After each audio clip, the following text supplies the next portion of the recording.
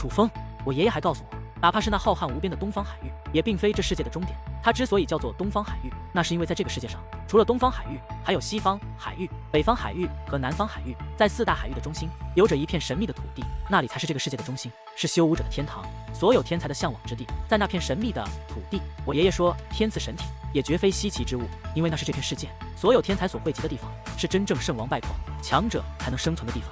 只不过至于那片神秘的土地究竟是什么模样，就连我爷爷也不清楚，因为他都没有去过。那片土地如同神话，不是想去就去的。但是我爷爷说，它是真实存在的，因为的确有着许多巅峰强者曾经进入过那片土地。所以楚风，这个世界太大了，大到我们无法想象，强者也太多了，多到我们无法想象。我们如今在这九州大陆，就像生活在一处人家都不喜欢来的荒野山村，这里的人极易满足，却不知山外有山，人外有人，只是自给自足地生存在他们这片弹丸之地。所以我们千万不能自傲，不能因为我们在这里的天赋如此之强，便感到骄傲，感到满足，因为我们实际上是在拿我们这特殊的身体、特殊的力量和一群天赋极弱的废材。他们再怎么称赞我们，惧怕我们都没用，因为这里的人本来就是弱者，是根本无法登上世界舞台的人，而你我是注定要离开这里的。我们不仅要进入东方海域，我们还要踏上那片如同传奇一般的神秘土地。我们在这里被誉为天才不算什么，因为这是理所应当的。以他们那卑微的天赋，不应该把我们视作天才，而应该把我们视作为神。我们要做的不是他们眼中的天才，而是那东方海域，甚至那片土地的天才。只有这样，才不会在进入那强者辈出的地方后，而被他人的实力埋没。紫菱凝重地提醒着。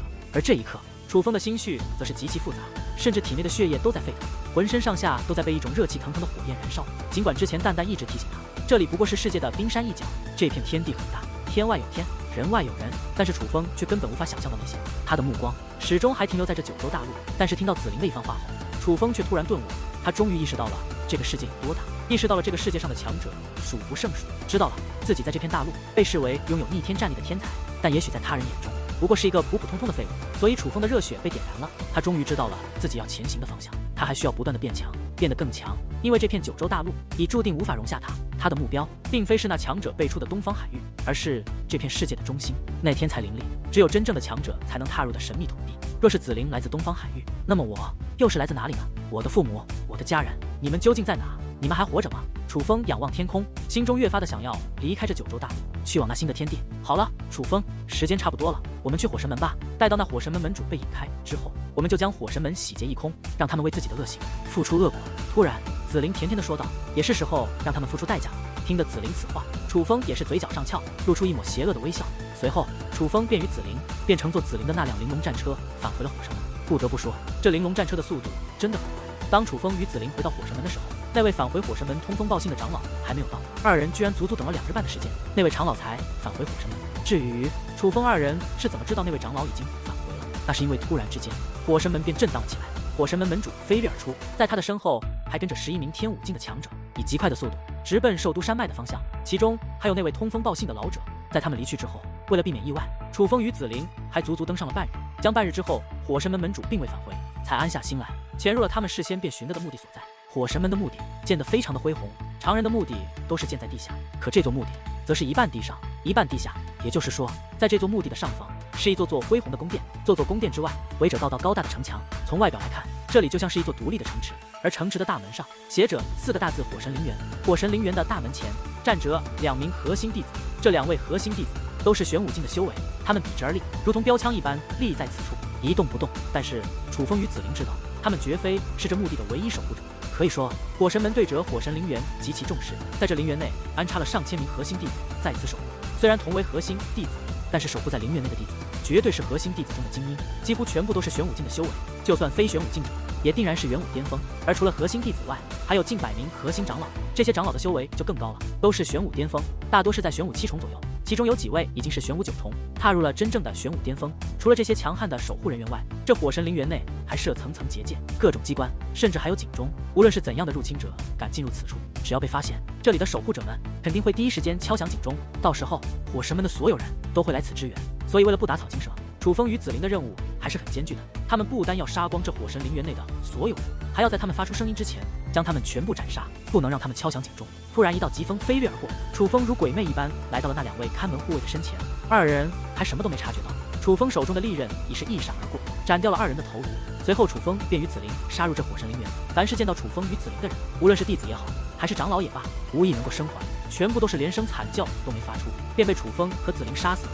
很快的，楚风与紫菱便将这火神灵元1058名守护者全部斩杀，随后又凭借紫菱那蓝袍界灵师的强大手段，破开层层禁制结界，解开道道机关，轻轻松松的便闯入了这火神灵元的核心地带，也就是火神灵元坐落在地底之中的地宫。真是有钱人啊，连墓地都建得这么好，多少三流势力的主建筑都没有这么阔气。走在火神灵元的核心地带，看着那金碧辉煌的建筑以及那座座精雕细琢的饰品，楚风不由感叹，并且这火神灵元的墓地，每个墓碑都是一座巨大的雕像，雕刻着死者生前的模样，而在墓碑上也详细记载了此人生前的修为，在火神们的职位以及为火神们所做的贡献等等。势力越大，越爱面子，这很正常。紫菱解释道。别看这小丫头只有15岁，但是心智却极其成熟，并且阅历也极其丰富，各方面都不输于楚风。哇塞，好多好吃的，都是新鲜的，他们每日都来送我。因为外面的这些死者实力都不是很高，所以楚风对他们的本源也是毫无兴趣。相反，在他们墓碑前摆放的食物可就引起了楚风的兴趣，毫不客气地探手去拿，边走边吃，边吃边扔，边扔边拿。别吃了，该是开工的时候了。突然，紫菱将目光投向前方，而这一刻，楚风发现，在他们的前方出现了一座浩瀚的大门，大门上布置着一道不容小觑的结界。这道结界很强，显然是一位高人留下，哪怕是紫菱也要布置结界阵才能开启。媳妇别怕，咱有结界石。楚风大手一挥，大把的结界石出现在手中，这东西能加强结界阵的威力，能更快地开启这座大门。果不其然，在紫菱那玄妙的结界之术之下，再在楚风戒灵石的帮助下，这座浩瀚的大门很快便被开启。哇！而在大门开启之后，楚风的眼前顿时光芒四射，因为在那大门的另一端有着21道墓碑，这21道墓碑的周围尽是道道绚丽的光芒，竟然全部都是玄珠、圆珠还有灵珠。三珠之中，玄珠可谓是最少的，但最起码也有40-50万颗，圆珠几千万颗，至于灵珠那就数不胜数，足有数亿颗。这些珍贵的修炼资源被平铺在这片土地之上，平铺在这10道墓碑和棺材的周围。这次发了，想不到火神们真的会拿出这么多修炼资源来祭奠这些死去之人，他们可真是舍得。楚风乍舌道，这些都是他们的历代宗主级人物，为火神们如今在宋州的地位做出了巨大贡献的人。这些修炼资源不过是对他们生前权力的一种象征，象征着再多的修炼资源，再多的财富，也只能被他们踩在脚下。紫菱解释道：“紫菱，你说如同火神们这样的势力，若是拿玄珠来算他们的资产，他们究竟有多少？”楚风好奇地问道：“因为当初他看几大势力的主人让他们拿出10几万颗玄珠，他们都那么肉疼，所以还以为100万颗玄珠真的是一个他们都拿不起的大数目。但是现在来看，显然不是。据我所知，至尊山庄的资产，若是用玄珠来计算的话，500万到600万颗玄珠总是有的。至于这火神们吗，传承的比至尊山庄要久远，并且作为宋州的霸主，就已有数百年的时间。相信火神们所积攒的财富，若是按照玄珠计算的话，应该要在600万颗以上。”紫菱解释道：“这么多，我当初还傻傻的以为骗了他们每座势力10几万颗玄珠，已是让他们受到了极大损失。搞了半天，不过是他们的冰山一角。这几个抠门的吝啬鬼，当初还跟我装出那副肉疼的模样。靠！”楚风想起当初他开口要出100万玄珠时，那几位宗主脸上的表情，他便忍不住想要咒骂。这可都是无数代宗主经历了近千年积攒下的财富，你以为他们可以随便挥霍的吗？对他们来说，随便挪用10几万颗玄珠已是巨大的数目。毕竟这样的事必须稳中求胜，虽然财富很多，但是轻易是不会动的，毕竟还需要用这庞大的资源，在数千万弟子之中培养出一批又一批优秀的接班人，只有这样才能经久不衰，屹立不倒，稳住最强势力的地位。所以他们只想着不断的往里面填数，让宗门的产业在自己的手中越来越多，怎么可能舍得往出拿呢？紫菱甜甜一笑，随后又对楚风说道：“这些修炼资源，我一颗都不要，你都收起来吧。”紫菱，这样不太好吧？其实楚风真的打算自己将这些玄珠独吞的，毕竟他之前乃是独行侠，看到宝物全部收走，已成习惯。而听得紫菱这样一说，楚风才缓过神来，如今他可不再是独自一个人行动，身边还有一个紫菱呢，所以自然不能独自享用这些修炼资源，你就全收下吧。看你看那些玄珠看的口水都快流出来了。紫菱笑眯眯的道：“可是，难道你不需要修炼资源吗？”楚风问道：“我需要，但需求绝对没有你那么大。可以说，修炼资源对我来说不是那么的重要，因为我是天赐神体，体内的天赐神力便是我修炼最大的助力。我需要的是不断了解者体内的神力，因为他们才是我修为增长的关键所在。不过，你刚好与我相反，你的修炼需要极大的修炼资源，对不对？”紫菱笑眯眯的问道：“你怎么知道？”楚风眉头紧皱，觉得似是被紫菱看出了什么。毕竟体内的神雷是他最大的秘密，因为你对修炼资源的渴望出卖了你。当初逃离至尊山庄之前，什么都不骗，偏偏只骗玄珠，而且骗了一个巨大的数目。骗走后的几天内，你的修为就提升了，这是很不合乎常理的事情。所以如果我没猜错，你的修炼方法就是需要耗费巨大的资源。所以我知道你并非天赐神体，你掌握的特殊力量很可能是一种血脉，是一种很强的血脉。”紫菱说道。血脉，听得此话，楚风大惊，因为他还从来没有想过自己体内的神雷可能是一种血脉，毕竟这东西是在他10岁的时候才突然钻入他体内，所以楚风之前一直觉得自己也是天赐神体。是啊，这个世界上除了天赐神体具有特殊的神力外，拥有传承血脉的人也掌握着特殊的力量。就比如姜氏皇朝，他们就掌握着特殊的传承血脉，所以他们的族人提升修为就需要大量的修炼资源。只不过你与他们又有所不同。紫菱说道。不同？哪里不同？楚风问道。我若没有猜错，你那100多万颗玄珠已经被你全部炼化，而你将那么多玄珠炼化后，却只从玄武3重突破到玄武6重，你需要的资源量非常恐怖，这是姜氏皇朝的族人都远远无法比拟的。况且你是连续突破的修为，这就说明了2点：一需要的修炼资源极其庞大；2，你的突破是无束缚的，至少在小的境界下没有限制，只要有足够的修炼资源，就可以轻松的突破。我说的对不对？紫菱问道。这你怎么知道的？楚风眉头紧皱，他想不到紫菱这个小丫头竟然已经将他看得如此透彻，甚至了解了他修炼的方式和突破的规则。真的吗？我说的都对。然而紫菱却是突然狂喜，反问起楚风来：你这丫头是在试探我？楚风看出了紫菱的意图，不免有些生气。其实我也只是猜测，因为当初与你在白虎山庄交手后，我回去的时候就问过我爷爷，除了天赐之外，什么样的人还能掌握极强的特殊力量？我爷爷说过，有2种人，一种是天生具有传承血脉的人，一种便是修炼竞技玄功的人。修炼竞技玄功者是一种模仿天赐神体的修炼方法，他们能够凭借竞技玄功获得堪比天赐神体的特殊力量，并且修炼方法只需钻研玄功即可，并不需要大量的修炼资源。只不过这种修炼方法伴随着巨大的危险，往往会在特殊的修炼时期遭受玄功的折磨，这叫做天罚。天罚会定期出现，他们若是能够承受得住，就可以继续修炼；若是承受不住，就会死去。而你显然没有这种状况，所以你应该就是具备传承血脉的人。但是你与姜氏皇朝的人又明显不同，所以你不可能是姜氏皇朝的人。并且我爷爷还说了。你爷爷还说过什么？楚风迫不及待地追问道。我爷爷还说，血脉与神体不同，神体是上天的眷顾，是上天赐予的力量，但是血脉却是修武者自身争取来的力量，是修武者的努力所得。血脉是可以进化的，当一个人的血脉进化后，他的后代子孙也将享受到同样的好处，所以血脉是有等级之分的。等级之分？怎样的等级之分？楚风继续追问，因为他知道了一些自己完全不知道的东西，并且这些东西与他如今是非常的相符的。这个等级之分，连我爷爷都不知道。我爷爷说，他也只是在一些古老的书籍上看到过这些，至于是否真实，他也不能确定。不过爷爷说，最低级的血脉应该是皇级血脉，比如姜氏皇朝、姜氏皇族的人所传承的就是皇级血脉，所以他们叫做姜氏皇族。我爷爷还说，具有皇级血脉的家族在东方海域其实有很多，算不上什么贵族，只能说是传承比较久远的种族，所以姜氏皇朝才会来到九州大陆这种地方称王称霸。因为在东方海域，他们真的不算什么，相反在这里，他们反而倒能称霸一方，安稳的发展。至于比姜氏皇朝强的种族，倒是也有很多，但其实也是皇级血脉，只是他们体内的血脉更浓郁，所以导致他们比其他皇族更强，才能在东方海域某的一席之地。总之，至少在东方海域，我爷爷还没有见过在皇族之上的种族，也就是说，在东方海域也没有比皇级血脉更强的血脉出现过。但这不是重点，重点是你与姜氏皇族的血脉特点不同。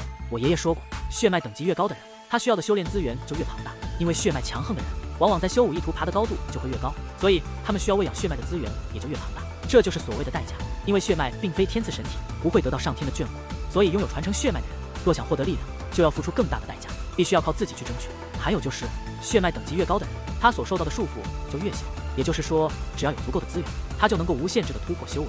这就是血脉等级高的人所最明显的表现，他们修为突破得快，在理所应当之中，因为他们的血脉之力就是那么的强大，能够让他们摆脱很多束缚。比如常人想要突破1重修为，在积攒够足够的力量后，需要去领悟那全新的境界。但是血脉等级很高的人却不需要领悟，因为他们的天赋就是这么高，就是这么强。对于小境界无需领悟，因为从突破那个大境界的时候开始，他们就已经顿悟了这个境界的一切。当然了，这种天赋也始终会受到限制，譬如天武境，哪怕是血脉等级再高的人，到了这个境界也需要进行领悟，并且这种领悟的难度也会随着日后境界的提高而越来越难。紫菱说道。但不管怎么说，具有高等级血脉的人，他突破境界束缚的时候，比很多人都是要简单的，哪怕是比之我都要简单，因为这就是传承血脉的强大之处。从你出生那天起，就已经说明你是一位修武天才。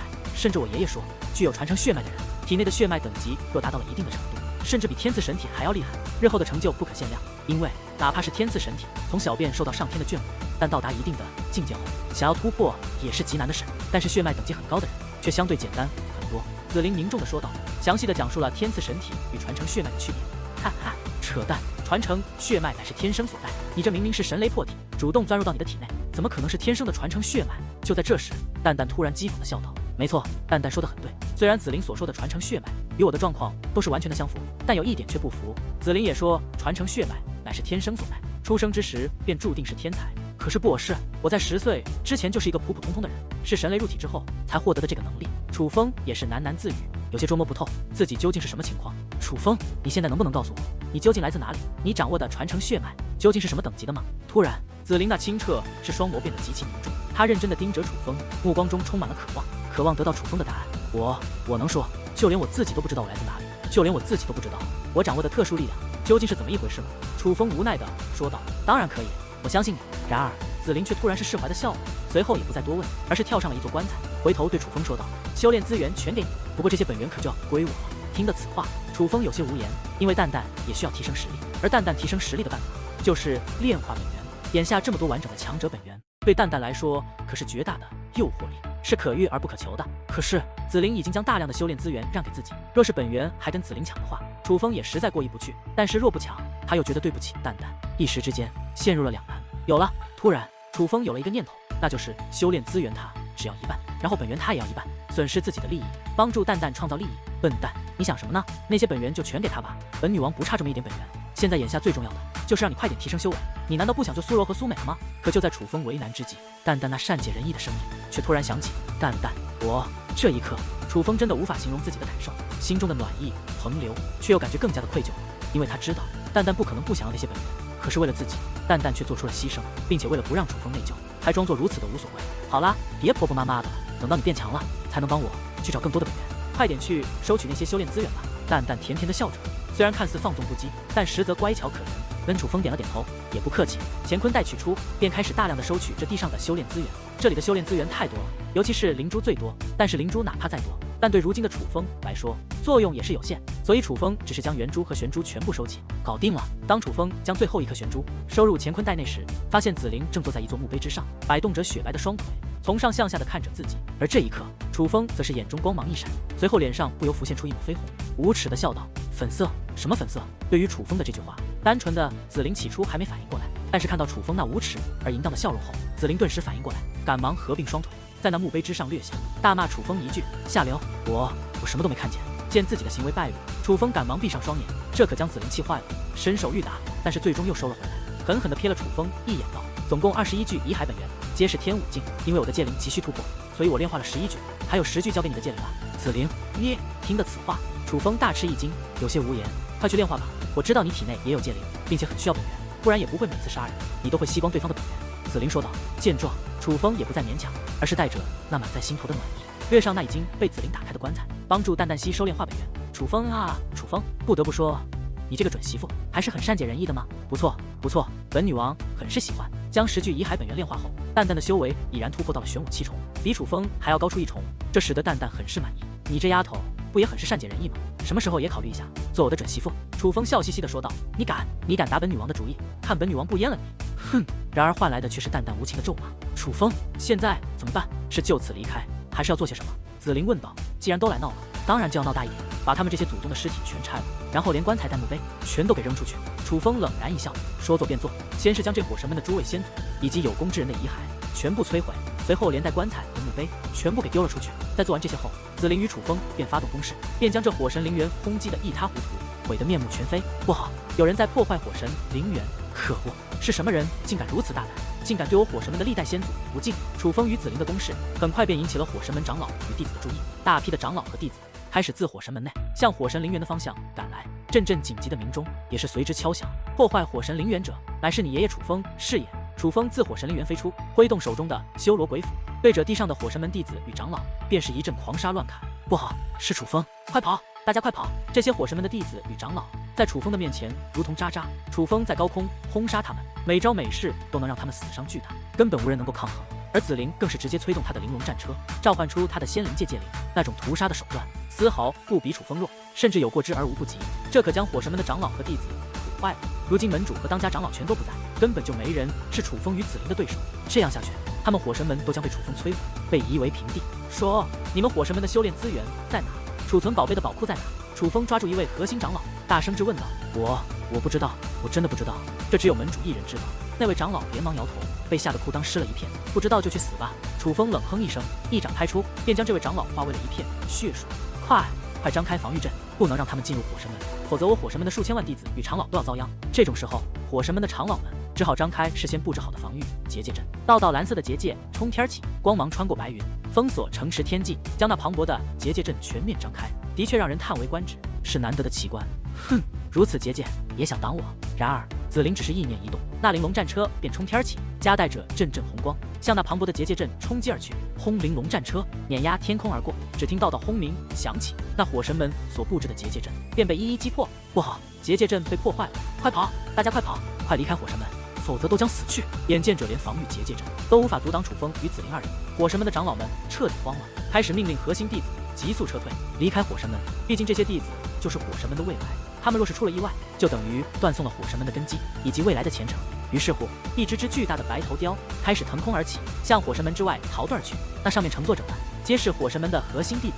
想跑，你们跑得掉吗？楚风正杀得过瘾，并且就挑核心弟子来杀。见大量核心弟子想要逃跑，自然不会放过。究竟是何人敢来犯我火神门？可就在这时，一道震动天地的怒喝声突然自火神门的后山响起，那个声音之刺耳，就连楚风的耳朵也是被震得嗡嗡作响。再观紫菱，这位天赐神体的小丫头，那绝美的小脸也是变了颜色。轰！突然，一股磅礴的威势自红山拔地而起，一位绝世高手正在自火神门的后山而来。他的速度极快，比楚风施展龙游9天还快，且气势极强，在半空飞行，连周遭的空间都在扭曲变化，仿佛无法抵挡他的威压。不好，是火神门的前任门主，这个老怪物居然还活着，这个气息定然已经是踏入天武6中。楚风，快走，我们都不是他的对手。凭借敏锐的精神力，紫菱率先洞察出对方的修为，赶忙催动玲珑战车来到自己的身旁，随后拉着楚风跳上了玲珑战车，准备逃跑。而与此同时，那位火神门的前任门主，众弟子眼中的老祖，已是来到了火神门的上空，看到了楚风与紫菱跳入玲珑战车的身影。见到楚风二人那慌忙的模样，他便断定如今破坏火神门的定然是楚风与紫菱二人。于是这位老者怒声呵斥道：“哪里来的2个娃娃，竟敢在我火神门放肆！”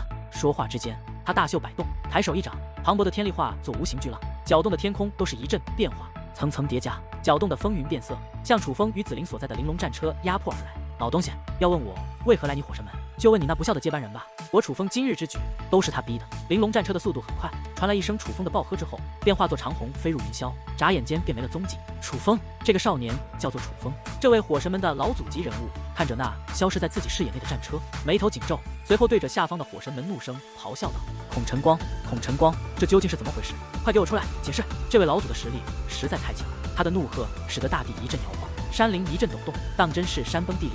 在这种情况下，一些弟子甚至难以承受这种声音，直接被震得口吐鲜血，身负重伤。而至于他所呼喊的孔晨光，也少有弟子知晓是谁，只有一些核心弟子知道，他在呼喊的是如今火神门的门主。火神门的这位老祖在闭关苦修，却被火神门的紧急钟声所惊醒。出关之后发现，火神门竟然被2个娃娃给破坏得一塌糊涂。若不是自己及时出关，恐怕今日火神门就会被2个娃娃灭掉，近千年的基业就此毁灭。而火神门的门主孔晨光以及火神门的当家长老，竟然全都不在门内。这说明孔晨光并未遵守他当年的嘱咐，并未守护好火神门，这叫他如何能不怒？但这还算轻的，当这位老祖发现火神门的火神陵园竟然被楚风拆了，火神门历代宗主以及长老的尸骸竟然被楚风给毁了之后，那种怒火才算真正的爆发开来。于是乎，当火神门门主带领一干当家长老返回火神门之后，不可避免地受到了极为严厉的责罚。火神门门主孔晨光被免去了门主的职位，被痛打一顿后，还被关了禁闭。这位闭关10几年的火神门老祖再度出山，重掌起火神门的大权。理由很简单，楚风让的火神门颜面尽失，他必须要将楚风斩杀，否则就难消他心头的怒火。而不可避免的，火神门被楚风和紫菱光顾，弟子门人遭到屠杀，祖宗墓地被挖，将闭关苦修的火神门老祖逼得出山的消息，很快便传遍了九州大陆。这个消息一经传出，无疑是爆炸性的，几乎没有一人不是为之大惊。因为楚风越来越胆大了，越来越逆天了，竟然逆天到主动去火神门生事，并且将火神门的祖坟都给挖开了，还杀了大批的长老和弟子，毁坏了无数座宫殿。据说连火神门请借氏族人布置的防御阵都给破开了。若不是火神门的老祖出关，火神门就将被夷为平地。这实在是太可怕了，是楚风太可怕了。不过楚风之外，还有一个人也一同出了名，那便是紫菱。只要说起一个玄武九童，实力同样逆天的紫衣少女，很多人都能联想到，这定然是在至尊山庄联姻大会上宣布愿追随楚风脚步的紫菱姑娘了。一个16岁的少年加上一个15岁的少女，竟然就险些让一个传承了近千年的王牌势力毁灭。这说明什么？这不是说明火神门太弱，只是说明他们的对手太强。楚风是绝对是一个要成大器的人，这是如今整座九州大陆公认无疑的事情。楚风的逆天战力，楚风的胆大妄为，楚风嗜血成性，楚风的疯狂行为，已是在九州大陆传得沸沸扬扬。楚风这个16岁的少年，俨然成为了九州大陆最为热议的人物，而楚风这个名字也成为了恶的代表。甚至一些修武世家的小孩不听话，长辈就会说，再不听话楚风就来抓你了，然后小孩就乖乖的听话了。不过也有人觉得楚风够勇敢，够霸气，哪怕九州大陆的各方势力皆要置他于死地，但他也是丝毫不惧，不但不逃离这片大陆，反而是与这些势力周旋，让这些势力一次一次的受到重创，一次一次的受到打击，甚至差点灭亡。不得不说，楚风已经成为了一些年轻人心中的偶像，很多人崇拜的对象。对于楚风的种种传闻，还有人整理为传记，因为那些人觉得楚风这位少年定然会成为一个叱咤风云的大人物，甚至是超越青龙道人的存在，将成为九州大陆的另一个神话。甚至还有很多姑娘大喊着爱上了楚风，要嫁给楚风，愿如紫菱一样追随楚风的脚步，恳求楚风收了他们。也有一些疯狂的男子说欣赏楚风，愿与楚风结交，做楚风的兄弟，一同对抗各方势力。总之，如今九州大陆提到最多的就是楚风，最受人关注的也是楚风与6大势力的事情。而当火神门的消息传出后，最为震动的还是莫过于元刚宗、逍遥谷、白藏教、剑神谷以及界氏族人。界氏族人也就罢了，毕竟族内不但有界星横坐镇，还有一位100年前便名震大陆的绝世天才级的老祖宗，而且界氏族人的高手也有很多，结界阵更是强悍的不得了。他们并不担心楚风前去界氏族人捣乱，相反，楚风若是敢去，简直形同送死。但是元刚宗、逍遥谷、白藏教、剑神谷可就不同了，他们没有界氏族人那么强，所以也都担心被钻了空子，如火神门那般承受巨大的损失。于是乎，这4座势力竟然也分别搬出了正在闭关修炼的老祖，由老祖来主持大局。当5大势力的老祖皆是出山，知道了事情的原委后，也都觉得自己的后人做得很对，赞成诛杀楚风。所以这5位老祖便联名上报姜氏皇朝，恳求姜氏皇朝能够加大对楚风的打击力度。姜氏皇朝实际上是一个甩手掌柜，虽为九州大陆的霸主，但除了他们所占据的汉州外，其他各州都交给了几座传承久远的强大势力管理，每年只负责收税、收礼，别的什么都不管。元刚宗、至尊山庄、火神门、白藏教、剑神谷、逍遥谷，刚好就是几大洲内他们所委任的对象。所以在这些势力的老祖联名的情况下，姜氏皇朝哪怕不想管这件事，但为了稳定人心，也多少会有所行动。于是姜氏皇朝通告于天下，由姜氏皇朝的公主、年轻一代的第一天才姜以女率领100位天武境强者出动，是要寻得楚风，将其绳之于法。此消息一传出，顿时大为轰动。100位天武境的强者，这姜氏皇朝究竟是有多强？竟然随随便便的便出动了100位天武境强者。这在表面上来看，姜氏皇朝是重视6大势力，是重视九州大陆的百姓安定，但实际上是在炫耀自己的实力，让天下势力不要忘记谁才是这九州大陆的主人，让他们知道，哪怕他们平日里可以在1周之内呼风唤雨，但是姜氏皇朝若是想灭他们，却也只是顷刻之间的事情。姜氏皇朝的地位不容动摇，哪怕九州大陆所有势力联合在一起，也无法与姜氏皇朝抗衡。各方势力哪怕发展的再好再强，却也只是一个小山包，而姜氏皇朝则是一座巍峨耸立、不可动摇的巨峰。在火神门与姜氏皇朝行动等事被炒得沸沸扬扬的时候，楚风这位事件的焦点却再度消失了。事实上，在楚风与紫菱将火神门大闹一场之后，2人便离开了秦州，跨越几座大洲之后，来到了青州的另一座灵州元州。元州是白藏教的地头，最初来到这里，楚风与紫菱本来是想故技重施，挖掘一下白藏教的祖坟的，顺便虐杀一下他们的门人弟子。但是奈何火神门的事情传得太快，在楚风与紫菱来到元州的时候，白藏教的教主已经将老祖宗请了出来，并且严加防守，许多在外的弟子和长老都被召了回来，生怕遭到楚风的毒手。这种情况下，楚风与紫菱只好暂时安静一段。于是2人找了一处隐秘的地方，开始闭关修炼。紫菱继续尝试突破他的天武境，楚风则是炼化那大堆的修炼资源。玄珠还好说，毕竟只是100万多颗，但是元珠实在是太他娘多了，这时耗费了楚风不少时间。丫头又失败了。当楚风将最后一颗元珠炼化完毕，走出山洞之际，发现紫菱正在另一座山洞的门口坐着，垂头丧气的模样，显然是又突破失败了。闭嘴！你以为天武境那么好突破的吗？紫菱狠狠地瞪了楚风一眼，随后说道：“楚风，如今连姜氏皇朝都出动了，那位公主姜以女，我听我爷爷说过，我爷爷在一处危险之地修炼之时，曾遇到过那姜以女，那是姜氏皇朝如今年轻一代的第一天才。在我爷爷遇到她的时候，她就已是天武5重，想必如今很可能已达到了天武6重，并且姜氏皇朝的人所掌握的手段很强。若是被姜以女找到我们恐怕凶多吉少。不如我们离开九州大陆，去东方海域吧。东方海域那里远吗？”楚风问道。远，当然远，要跨过数座大陆，这些大陆有的居住着人，有的压根就是荒漠，并且还要跨越座海域，才能真正的到达东方海域。以我这玲珑战车的速度，要半年吧？紫菱说道。半年？听的这个数字，本来有些动心的楚风，却又在瞬间打消了念头。去时半年，往返就是1年，这个时间他不能浪费，也浪费不起。怎么了？见楚风有些为难，紫菱不解地问道。紫菱，实不相瞒，我暂时还不能离开九州大陆。楚风说道。为什么？你是有什么事要做吗？还是觉得自己修为不够？紫菱问道。而看着紫菱那关切的模样，楚风实在不忍再骗她，而是将自己与苏柔苏美的事情，还有解救苏柔苏美的方法，一五一十的全部告诉了紫菱。听到这些事情后，紫菱则是沉默了，那清澈的目光变得不再清澈。没人知道她在想些什么。紫菱，这件事我不该瞒着你的，你是不是怪我？怪我没有告诉你。在你之前，我也有2个未婚妻。傻瓜，你想什么呢？男人娶3妻4妾，这是很正常的事情，我怎么会怪你？我子菱说，认定你就是认定了你，无论你是什么样的人，我都跟定了你。你要解救天下苍生，我便与你一同乐善好施；你若要屠尽天下人，我也会与你同做个杀人狂。何况多几个姐妹，这应该是一件很开心的事。至少女孩更懂女孩，总比天天对着你这张脸有趣多了吧？说到此处，紫菱的脸上竟然涌现出一副无比向往的神情。而看着这样的紫菱，楚风心中悬着的大石头也是不由落了的。因为经过这段10日的相处，楚风发现其实紫菱是一个敢爱敢恨的人，至少她真的敢为自己而奋不顾身。所以楚风真的越来越喜欢紫菱了。他希望能娶紫菱为妻，能与这样的女子过一生。那么你刚刚在想什么呢？楚风笑嘻嘻地问道。这个嘛，我在想一个大胆的事，不过在我踏入天武境之前还不能施行，所以先不告诉你。紫菱坏笑道。切，还跟我玩秘密，太小气了。罢了罢了，女孩子嘛都是很小气的，哪像我们男人这么大度。来来来，我告诉你一个秘密。楚风神秘兮兮地说道。什么秘密？见状，紫菱好奇地问道。其实只要你和我睡一觉，让我和你做次男女之事，我的修为也许就能大涨。楚风嘴上说着无耻的话，但脸上却是一副极其认真的庄重模样。你去死！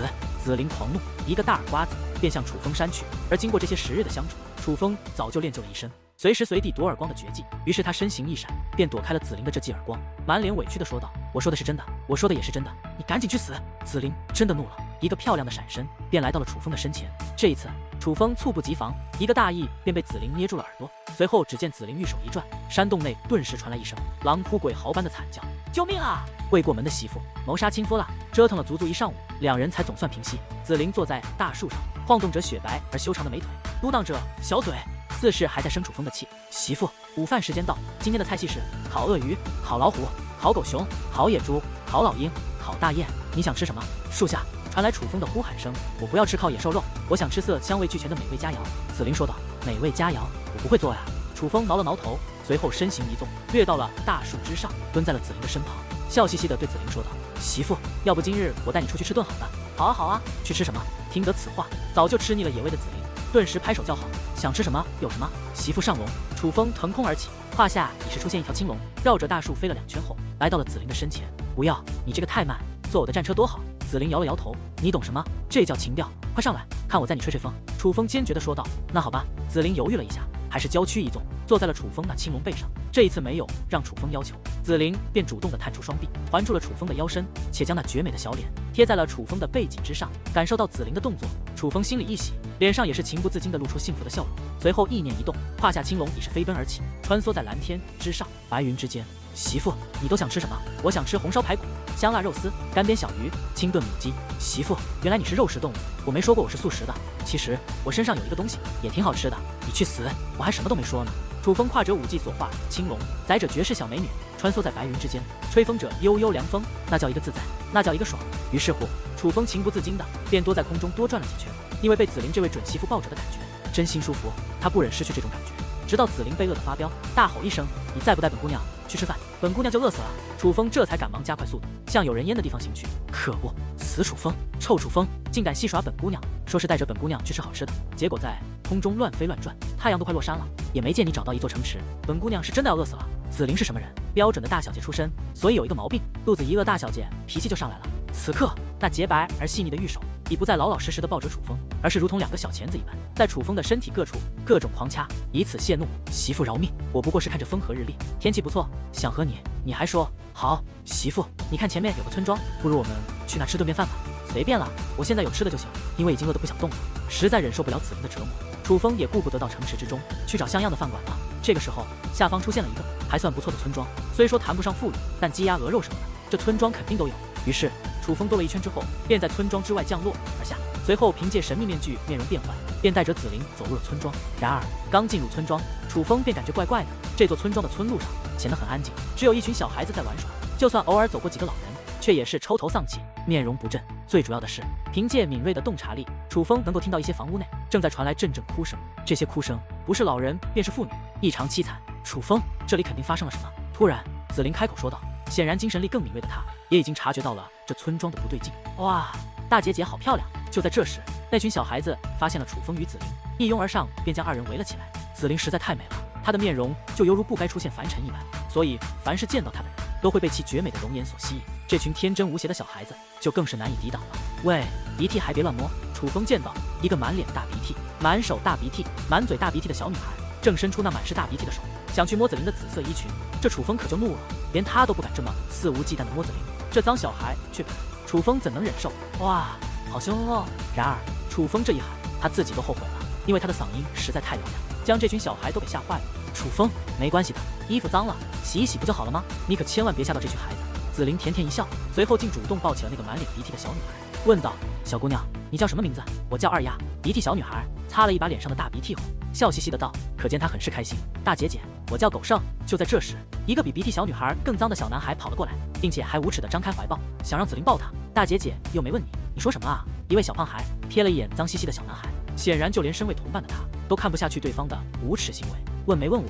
我也叫狗剩。大姐姐，我也要抱抱。脏兮兮的小男孩狠狠地回瞪了一眼小胖子后，便无耻地向紫菱扑了过去。抱个屁！回家找你妈抱去！楚风猛然一脚便踢在了那小男孩的屁股上，直接把他踢到1米开外。小女孩也就罢了，小男孩也想占便宜，这个对楚风来说休想。楚风，这群小孩子真的很可爱，紫菱真的很喜欢这群5、6岁的小孩子，竟和这群脏兮兮的小孩玩得不亦乐乎，那个模样似乎已经忘记了肚子饿的事情。喜欢小孩，我也喜欢。楚风邪恶一笑，随后对紫菱说道：“媳妇，什么时候咱们2个也要一个小孩？”“好啊，想死的话你就试试。”紫菱的双眸紫光一闪，顿时将楚风吓得向后退了，笑嘻嘻的道：“开玩笑的，我觉得媳妇的想法是对的，咱们还小，要孩子什么的以后再说，不迟。”紫菱小嘴一撇，冷哼一声，对于楚风的无耻，他这些日子已经渐成习惯。二丫、狗剩，你们看这是什么？突然，楚风灵机一动，从乾坤袋内取出10颗灵珠。这东西当日在火神门的火神灵元内可是数不胜数，但是奈何蕴含的灵气太低，对楚风来说根本没有什么作用。但是这东西虽然对修炼没有太大帮助，在民间可是流通最广的货币，1颗灵珠已是够一个平民衣食无忧、大富大贵、大鱼大肉的过上几辈子了。所以当时楚风也随意收取了一些，为的就是避免蹭吃蹭喝的时候没钱支付人家。毕竟这种尴尬的事情也的确在楚风身上发生过。况且对于平民百姓来说，楚风拿玄珠或者圆珠之类的，他们也未必认识，反而是这灵珠效果最好。哇，大哥哥，你的这些溜溜好漂亮，可以给二丫吗？我也要。大哥哥给狗剩吧，狗剩拿我的溜溜和你换。见到那光芒四溢的灵珠，孩子们的眼中顿时冒出了小星星，竟然还以为这灵珠是他们玩的小溜溜。不过最无耻的还是那个叫狗剩的小脏孩，竟然从裤裆里掏出10几颗破破烂烂由石头子磨成的溜溜，想要拿这些又脏又丑又破又烂的破溜溜来换楚风的灵珠。没见识，告诉你们吧，这可不是你们玩的溜溜，这叫灵珠，是宝贝，很值钱的。楚风解释道。炎黄龙城统领中州，传承久远的没落豪门，封印龙神的少年开启了逆天的人生，命运十分的操蛋。他向苍天比出了中指，怒吼道：“别叫我英雄，因为英雄都是被他妈逼出来的。大哥哥，把这宝贝给我吧，二丫真的好喜欢。”紫菱怀中的鼻涕小女孩伸手就要抓，大哥哥给我吧，我拿我这些换你的1颗还不行吗？无耻的小脏孩拿着他那从裤裆掏出来的溜溜，凑到了楚风身前，想要可以，不过有一个条件，你大哥哥和你大姐姐1天没吃饭了，你们谁家的父母做的饭菜好吃，请大哥哥和大姐姐吃一顿，就把这灵珠给谁。楚风说道。而楚风此话一出，所有小孩子都沉默了，将那羡慕嫉妒恨的目光投向了那鼻涕小女孩二丫。哈哈，太好了，灵珠溜溜是我的哥。果不其然，二丫激动的直接从紫菱的怀中跳了下来，又蹦又跳的喊道：“我娘亲做的菜最好吃了，她什么菜都会做，是我们村子里烧菜最香的。大哥哥大姐姐和二丫回家吧，我让我娘亲给你们做最好吃的饭菜。”说话之间，二丫便蹦蹦跳跳的向自己的家走去。见状，楚风也紫菱也是跟着走了过去。二丫的家境还算不错，至少在这座小村庄里来说，算是小康家庭。而二丫的母亲也很好客，得知紫菱和楚风还没有用过餐，便赶忙下厨给楚风和紫菱做了一桌子的好吃的。虽说都是乡村土菜，但不得不说，二丫母亲的手艺真不错，至少比楚风烤的野兽肉强多了。紫菱和楚风吃的都很香，尤其是紫菱吃了一嘴油，可见这丫头真是饿坏了。但不过不得不说，美女就是美女，哪怕吃相再狼，但看着也感觉可爱，看得楚风都入迷了。大姐姐，你真漂亮，就跟神仙一样。鼻涕孩二丫回家后，她的妈妈已经帮她换了件衣服，洗了脸，这丫头的鼻涕少了许多后，不得不说，小脸变干净后，这二丫长得还挺可爱的，这也让楚风看她看着顺眼多了。二丫呀，天底下哪有什么神仙？楚风暗道，这没文化是真可怕。天下间只有修武者，哪有什么神仙？神仙不过是平民百姓对那些修为高深的修武者的误解罢了。没修过武的平民喜欢称呼修武者为神仙，还有神明之类的。总之，修武高深的人在他们眼中就是神。比如和楚风和紫菱，若是展现出他们的修为，相信二丫一定会认为他们是神的。有啊，会飞的就是神仙。二丫眨动着那无邪的大眼睛，与楚风狡辩着：“好吧，你要是这么说的话，你这位大姐姐还真是神仙姐姐。”楚风看了紫菱一眼后，便忍不住笑了，因为紫菱会飞啊。按照二丫那么一说，紫菱可不就是神仙姐姐吗？其实我家里也有一个神仙姐姐，我姐姐也好漂亮的，不过他出远门了，不然可以和这位大姐姐比一比的哟。二丫说话之间，将目光看向了自己的母亲，说道：“娘亲，我姐姐什么时候回来啊？我好想她呀。你姐姐才走了几天而已，她这次出的是远门，要很久才能回来。”二丫的母亲笑着摸了摸二丫的脑袋，随后又对楚风和紫菱说道：“还有一道菜没好，我去看一看。”正说着，二丫的母亲便向厨房走去。这样一幕，对于二丫这样天真的小孩子来说，什么都看不出来，但是楚风和紫菱可就明显的看出了二丫母亲的情绪变化，那是一种无奈的忧伤，掩藏在心中的悲痛。二丫的姐姐肯定不是出远门那么简单，这个村庄也肯定发生了什么，不然不可能有那么多的老人和妇女默默的哭泣着。于是，楚风与紫菱打了声招呼后，便尾随二丫的母亲来到了厨房。果然，还未走进厨房，楚风便听到了阵阵心碎的哭声，正是二丫的母亲发出的。这位姨娘，究竟发生了什么？二丫的姐姐去哪了？楚风上前问道。你……楚风突然的到来，将二丫的母亲吓了一跳，看向楚风的目光有些慌张和错愕。您放心，我是一位修武者，有什么难处不妨和我说说，也许我能够帮你。楚风赶忙解释道。真的，你是修武者？二丫的母亲有些半信半疑，毕竟楚风的样子也只是一个俊朗的阳光少年，就算真的是修武者，又能厉害到哪里去？于是他摇头道：“算了，孩子，这件事本就与你无关，我不想无缘无故的牵连你。”而就在这时，楚风却是大袖一挥，使得一层结界笼罩了二丫的母亲，随后单手抓住这道结界，施展出御空术，楚风便腾空而起，直接将二丫的母亲带到了白云之巅。楚风的速度实在太快，当二丫的母亲反应过来之时，已是来到了万米高空之上。他看着白云下方那渺小的村庄，顿时吓得惊叫连连。姨娘，你现在可以告诉我，究竟发生过什么吗？也许我真的能够帮您。楚风再次问道。而这一刻，二丫的母亲终于反应过来，原来楚风能够御空而行，是楚风将她带到了空中。这一刻，二丫的母亲对楚风刮目相看，那看向楚风的目光中充满了尊崇之色。作为平民百姓，对修武境界不懂，但在他们眼中，能够飞天遁地的修武者，那绝对就是如同神明一般的存在。突然，二丫的母亲半跪在半空之中，对楚风磕头作揖，苦苦哀求道：“神仙大人，求求你救救我的女儿，救救我们村里的人吧！姨娘，有话站起来说，我不是已经说过要帮你们了吗？究竟发生了什么事？你能详细的告诉我吗？”见状，楚风赶忙将二丫的母亲搀扶起来，随后二丫的母亲便一五一十的将事情的经过告诉了楚风。原来，在距离山庄的300里有座山脉，在那山脉上有一群修武者要建立一座宗门，在一座山脉开辟空地，大兴土木，因为缺少苦力，便到处抓壮丁。村子里强壮的男子都被抓走了，留下的除了老人就是小孩。而二丫的姐姐因为长相出众，也被那伙人抓了去。那伙人中有一位老者能够踏空而立，呼风唤雨，所以百姓们都还以为那是神明，不敢不从，只能乖乖的让他们把人带走，连句话都不敢说。得知事情的真相后，楚风也不怠慢，将二丫的妈妈带回住处之后，楚风便折回房间，将事情告知了紫菱。而得知此事后，紫菱比楚风还要愤怒，说什么也要去灭掉那些无良的修武者。于是连饭都没有吃完，紫菱便与楚风出发了。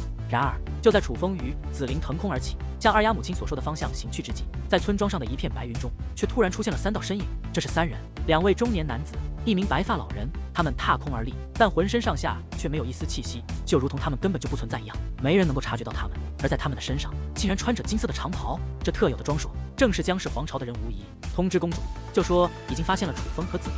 白发老者对一位中年人说道：“遵命。”听得此话，那名男子赶忙拿出纸笔，书写书信，随后从怀中掏出一个小巧的鸟笼，输入特殊的符咒之后，自那小巧的鸟笼之中，竟然飞出一只传递鸟，联系其他族人，务必在公主赶到之前，将他2人生擒。